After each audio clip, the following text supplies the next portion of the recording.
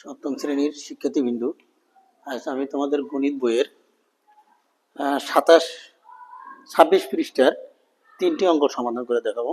3টি অঙ্ক সমাধান করে দেখাবো। দেখো, বলা আছে বার্ষিক 10% সরল মুনাফায় 1200 টাকার 4 বছরের সরল মুনাফা কত। এখানে বলছে সরল মুনাফা কত বাইর করতে হবে। যদি আমরা এখানে সাইড নোট করি, দেখো 1 নম্বর, এখানে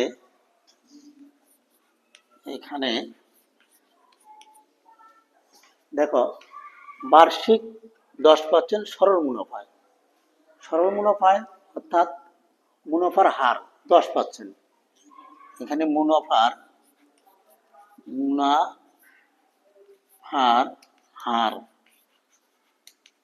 মুনাফার হারকে আমরা আর দ্বারা প্রকাশ করি, তাহলে কত আছে 10 শতকরা হার, যেহেতু 100 দ্বারা ভাগ করতে হয়, পার্সেন্টেজ ভাগ করে দিতে পারো, এটাও দিতে পারো। তাহলে মুনাফার হার গেল, বার্ষিক মুনাফার হার গেল, মানে 1 বছরের। তাহলে এখানে এটি কি, এই যে 1200টা হচ্ছে আসল। তাহলে মূলধন আমরা মূলধনকে আমরা পি দ্বারা প্রকাশ করি, মানে সমান সমান কত, মূলধনটা 1200 টাকা, 1200 টাকা। এরপরে দেখো এই যে 4 কি বছর, মানে সময় এন, সময়কে আমরা এন দ্বারা প্রকাশ করি, সময় হলো 4 বছর। তাহলে এখানে সরল মুনাফা কত, মানে মুনাফা আয় সমান সমান কত, আমরা আয়ের মানটা বাই করব। সরল মুনাফার সূত্র অনুসারে আমরা জানি, দেখো আমরা জানি এটা একটা সূত্র, সরল মুনাফার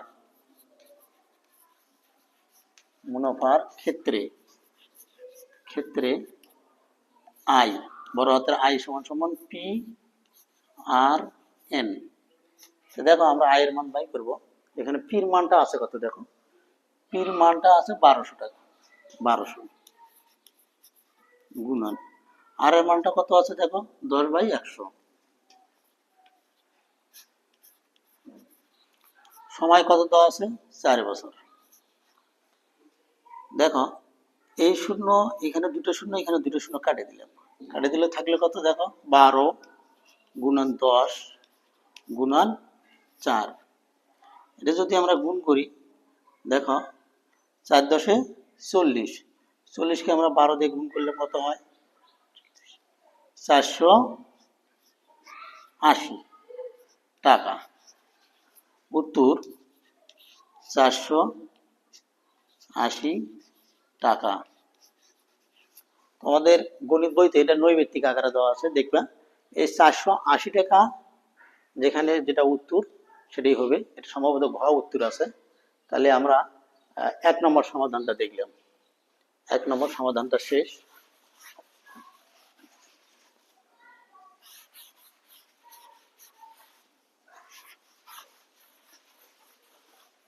দুই নম্বর সমাধান বলছে বার্ষিক 10% মুনাফায় 8,000 টাকার 3 বছরের চক্রবৃদ্ধির মূলধন নির্ণয় করো। তাহলে আমরা এখানে এই শতকরা 10%, মানে মুনাফার হার 10%, দেখো তাহলে 10 বাই কত, 100, শতকরা যেহেতু বলে পার্সেন্টেজ দিতে হয়। তাহলে গেল, আমরা আর এর মান পেলাম। এই 800 টাকাটা কি, 800 টাকাটা হচ্ছে মূলধন, মানে মূলধন লিখে রাখছি 800 টাকা, 8,000 টাকা, 8,000 টাকা। এরপরে সময়, দেখো সময় 3 বছর, সময়টা হচ্ছে 3 বছর। তাহলে বলছি চক্রবৃদ্ধির মূলধন নির্ণয় করো। এখানে চক্রবৃদ্ধির মূলধন হবে, চক্রবৃদ্ধির মূলধন মূলধন সি সমান সমান কত? চক্রবৃদ্ধির মূলধনকে আমরা সি দ্বারা প্রকাশ করি, সি সমান সমান কত? তাহলে দেখো আমরা জানি চক্রবৃদ্ধির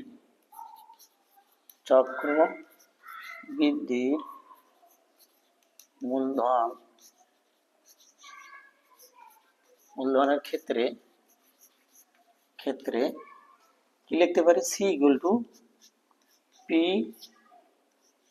আর প্লাস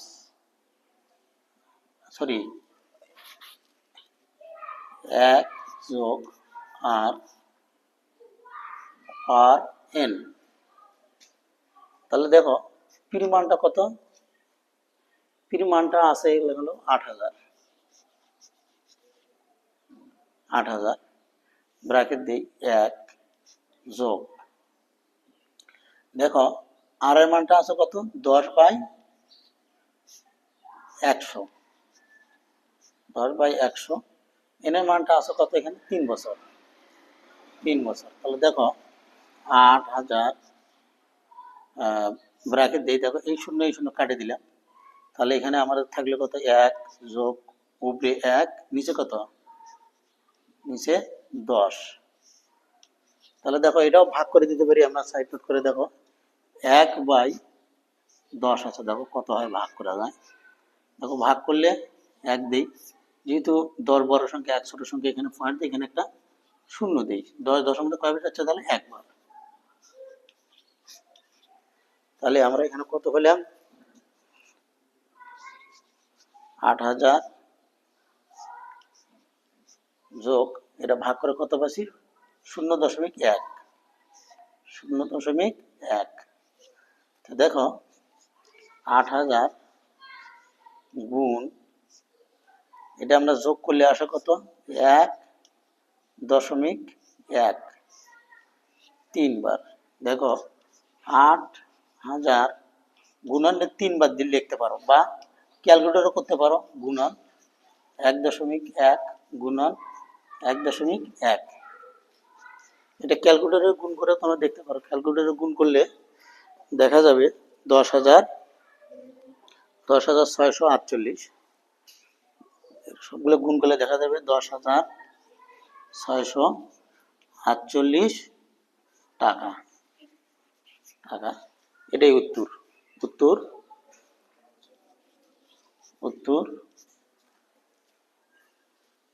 চক্রবৃদ্ধির মূলধন,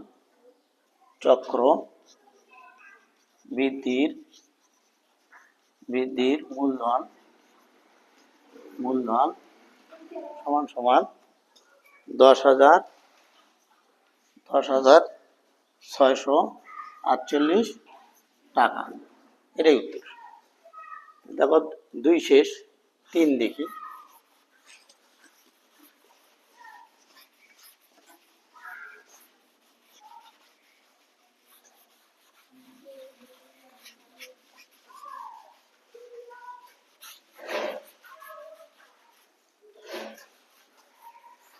তিনটা পড়ে নাও, কি বলছে? বার্ষিক শতকরা 10 টাকার মুনাফায় 5,000 টাকা 3 বছরের সরল মুনাফা ও চক্রবৃদ্ধির মুনাফার পার্থক্য কত? তাহলে দেখো বার্ষিক শতকরা কত? 10%, মানে শতকরা হার হলো 10। তাহলে উপরে 10, নিচে কত? 100। এটা যদি আমরা ভাগ করে দিতে পারো, তাহলে মূলধন আছে কত? মূলধন আছে 5,000 টাকা, 5,000 টাকা, পার্সেন্টেজ দাও, 5,000 টাকা। তারপরে সময় আছে কত? সময় এন ইকুয়াল টু 3 বছর। তাহলে এটা বলছে সরল মুনাফা। এই যে সরল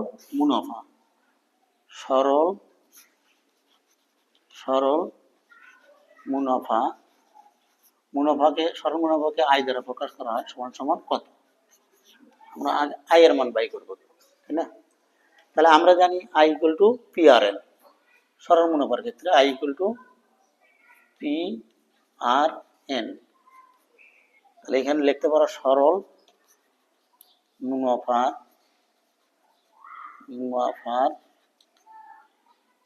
সরল মুনাফার ক্ষেত্রে আই ইকুয়াল টু PRN। তাহলে পির মান কত? 5000। 5000 গুণন আর এর মান কত? 10/100। 10/100 গুণন সময় কত? 3 বছর। দেখো এই 0 0 কাটে দিই, 0 0 কাটে দিই। তাহলে 50 কে 10 দিয়ে গুণ করলে 500। 50 গুণন 10 গুণন 3 টোটাল হলো 1500 টাকা। দেখো চক্রবৃদ্ধির ক্ষেত্রে চক্রবৃদ্ধির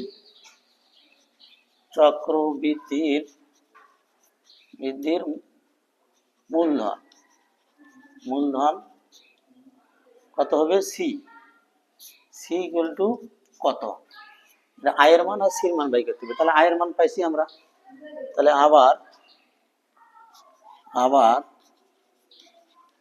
চক্রবৃদ্ধির ক্ষেত্রে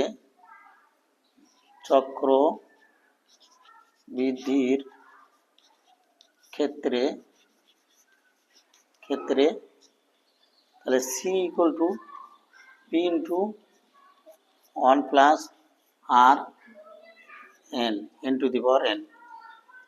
তাহলে পির মানটা কত? 5000 গুণন দেখো 1 যোগ আর এর মানটা আমরা এখানে কত পাচ্ছি? 10/100। 10/100 তার উপরে পাওয়ার কত? এন এর মান কত? 3। দেখো 5000 গুণন 0 0 কাটে দিলে তাহলে আবার 10 দিয়ে ভাগ করলে কত আসে? দেখো 1 যোগ এটাকে ভাগ করবে, ওই তখনও ভাগ করে দেখাইছি যে 1/10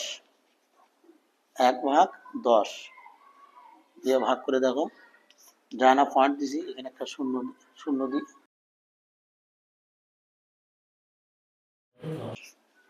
0।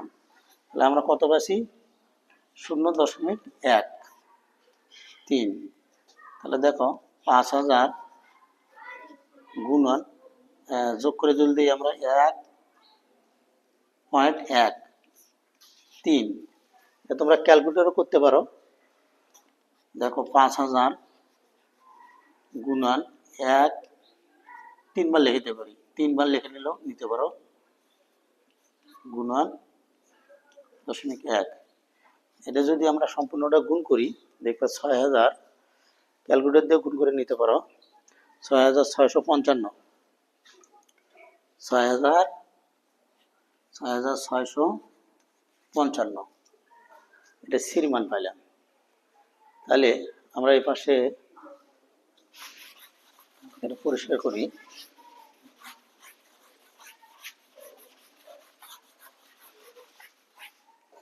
দেখো এর নিচে তাহলে আমরা চক্রবৃদ্ধির মুনাফা, তাহলে চক্রবৃদ্ধির আমরা লিখতে পারি, সুতরাং চক্রবৃদ্ধির মুনাফা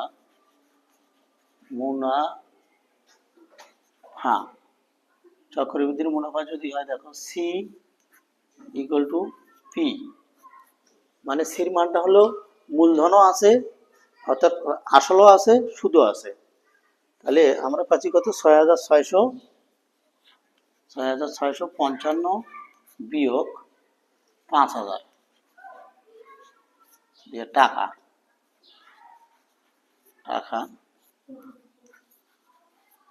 দেখো এটা যদি আমরা বিয়োগ করি কত হয়? তাহলে 1655 টাকা হবে। তাহলে আমরা মুনাফার পার্থক্য যদি দেখি, সুতরাং মুনাফার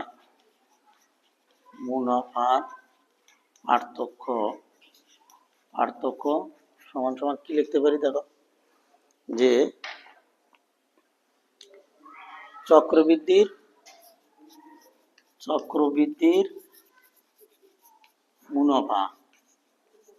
মুনাফা বিয়োগ সরল মুনাফা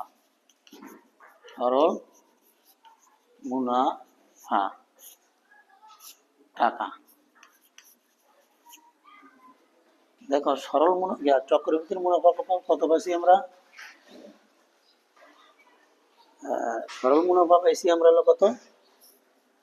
1655 বিয়োগ, আর সরল মুনাফা পাইছি 1500 টাকা। আমরা যদি বিয়োগ করি তাহলে কত দাঁড়ায়?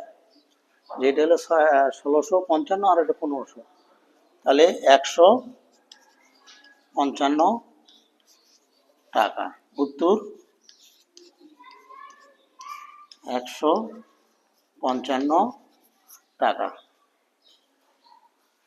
এই ছিল আজকের ভিডিওতে। সবাইকে ধন্যবাদ। খুদা হাফেজ।